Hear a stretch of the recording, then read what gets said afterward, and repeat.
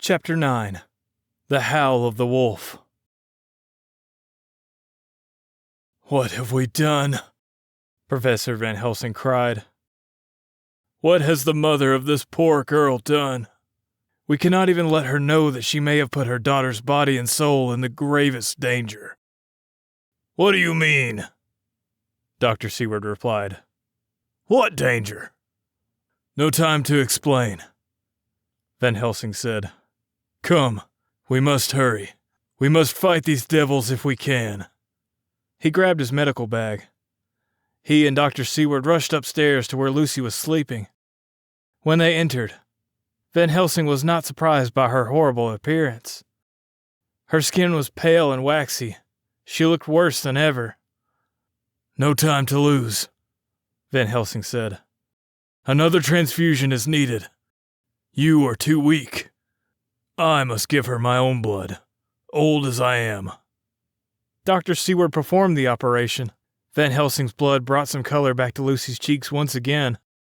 Her breathing became more regular. Van Helsing explained to Lucy's mother that she must never remove anything from her daughter's room without asking him. "The scent of the garlic flowers is part of the treatment," he said. "It will make the girl better." The next few nights, Van Helsing himself stayed with Lucy. His presence let her sleep in peace. She began to feel as if she had been through a long nightmare and had finally awakened. She could dimly remember the terrible fear she had suffered, but it seemed distant now. She even grew to like the smell of garlic. One night she awoke to find Professor Van Helsing asleep. She still felt safe, even though something again made an angry flapping sound against her window pane. Other strange things were happening in the city at the same time. At the London Zoo, the keeper was alerted one day to a terrible howling from the wolf's cage. He ran to see what was the matter and found a tall, thin man standing watching the animal. He was a nasty-looking man with a cold expression and red eyes. "The wolves seem upset," the man said. "Maybe it's you," the keeper said. He instantly disliked the man. "Oh, no. I would never upset them," the man said. His smile was full of sharp white teeth. As he spoke, he moved closer to the wolf's cage and thrust his hand right inside. The wolf lay down. The man scratched him behind his ears. "I am used to wolves," he said. "Are you in the zoo business yourself?" the keeper asked. "No," the man answered. "But I have made pets of several wolves." And with that, he tipped his hat and left. That night, the biggest wolf in the zoo escaped. The keeper found the bars of the cage twisted and the wolf gone. No one saw anyone in the zoo that night, but one guard said he thought he had seen a big gray dog. Word went all over London that a wolf was on the loose. All the children in the city were afraid to go outside. The next day, though, the wolf turned up back at the zoo. No one knew where it had gone. The keeper did find that the animal had been cut by broken glass. The same night the wolf escaped, Lucy went to bed as usual, with all the garlic flowers around her. In the middle of the night, she woke and heard the familiar scratching and flapping at her window. She had been hearing it since her sleepwalking in Whitby. She was afraid to go back to sleep, afraid of the nightmares that seemed close by.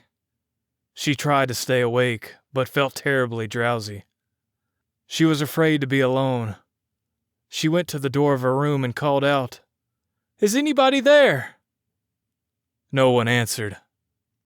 From outside in the shrubs came a howling.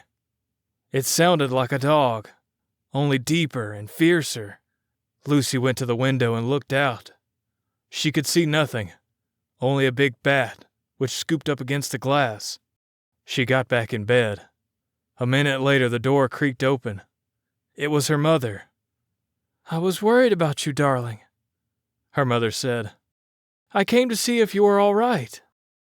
Lucy was afraid her mother would catch cold, so she asked her to get under the covers with her. They tried to comfort each other. The flapping came at the window again. Lucy's mother cried, "What is that?" Both of them heard the low howl in the shrubs again. Suddenly the window glass shattered. The curtains blew back in the wind, and a large gray wolf burst into the room. Lucy's mother screamed in fright. She grabbed at anything she could.